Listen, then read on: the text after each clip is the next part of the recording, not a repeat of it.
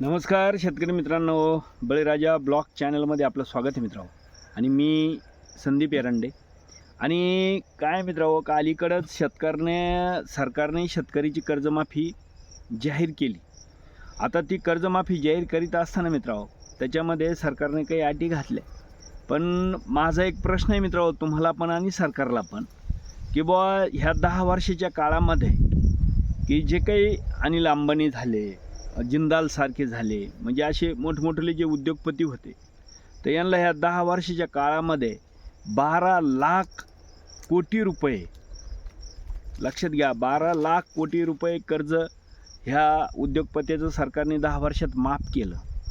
पण त्याच्यानंतर आता 2026मध्ये ज्यावेळेस शेतकरीची कर्जमाफीची घोषणा झाली मित्रांनो, त्याच्यामध्ये शेतकऱ्याच्या कर्जमाफीसाठी की जे 2 लाख रुपये कर्ज माफ करणार आहे, ज्यांचं थकीत आहे त्यांना 2 लाखापर्यंत, तर त्याची जी तरतूद केली शासनाने, त्याच्यात 35,000 कोटी रुपये म्हणजे शासनाने त्याच्या तरतूद केलेली आहे त्या 2 लाख रुपयासाठी.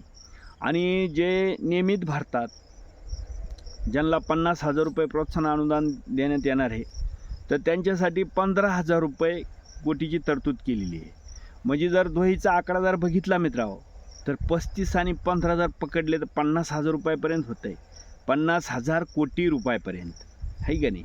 आणि तुम्ही जर बघितलं की 10 वर्षात अनिल अंबानी झाले, जिंदाल झाले, असे मोठे मोठे जे उद्योगपती होते, तर यांचं 12 लाख कोटी कुठं हे कर्ज माफ केलं.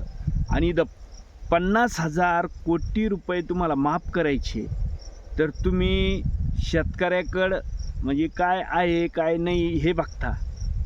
म्हणजे त्याला घर आहे का, मग पक्क आहे का, त्याच्याकडं 2 व्हीलर आहे तर 4 व्हीलर आहे का, म्हणजे हे सगळं अटी त्याच्यात लावतात मित्रांनो.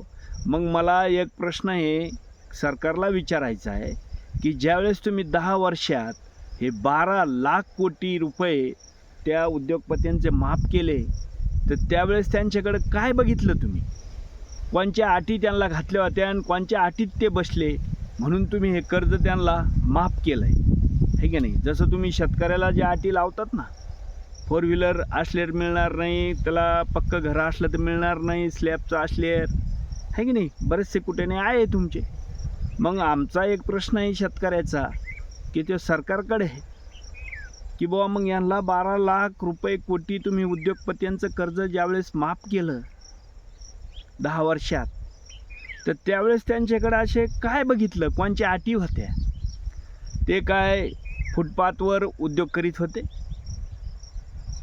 म्हणजे हातगाड्या त्यांच्याकडे होत्या का त्याच्यावरती उद्योग करून फुटपाथला झोपत होते म्हणून तुम्ही त्यांना कर्जमाफी दिली? ती बी एवढी दिली की विचार करा मित्रांनो, 10 वर्षात 12 लाख कोटी, तर असे 50,000 जर पकडले आपण, तर किती वेळेस शेतकरीची कर्जमाफी झाली असती? ती बी पूर्ण 7 वाऱ्या कोरा झाला असता त्या 12 लाख कोटी रुपयात. पूर्ण शेतकऱ्याचं पूर्ण पीक कर्ज, तुमचं क्रॉप लाईन पूर्ण शेतकऱ्यावर होतं नव्हतं तेवढं कर्ज माफ झालं असतं.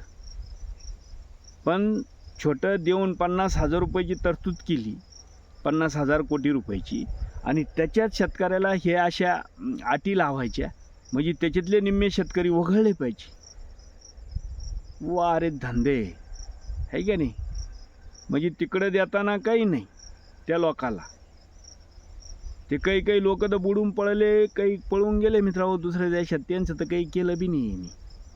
ते अजूनपर्यंत आणले नाही किंवा यांना सापडले नाही किंवा हे त्यांना सापडीत नाही, आहे का नाही? म्हणजे ते घेऊन पळले, त्यांचं काही नाही. आणि इकडं 50,000ची तरतूद केली तर त्याच्याकडे हे ऐकान ते ऐकान, 12 भानगडी 12 चौकाशा. म्हणजे शेतकऱ्याला द्यायचा टाईम आला तर ह्या गोष्टी. मित्रांनो, आपली सरकारला हात जोडून विनंती आहे की बाबा हो, 12 लाखात पूर्ण शेतकऱ्याचं होतं नाही, सगळं माफ झालं असतं, हाऊसिंग लोनात सगळं माफ झालं असतं, है की नाही? 12 लाख कोटीमध्ये.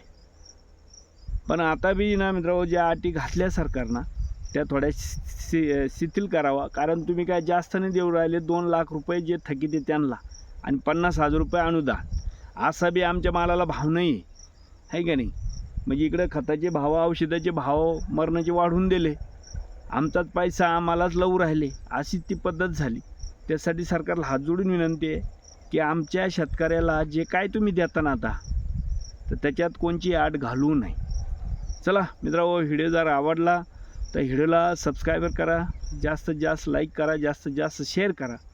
चला पुढच्या व्हिडिओमध्ये भेटू मित्रांनो. चला, जय जवान, जय किसान, जय महाराष्ट्र.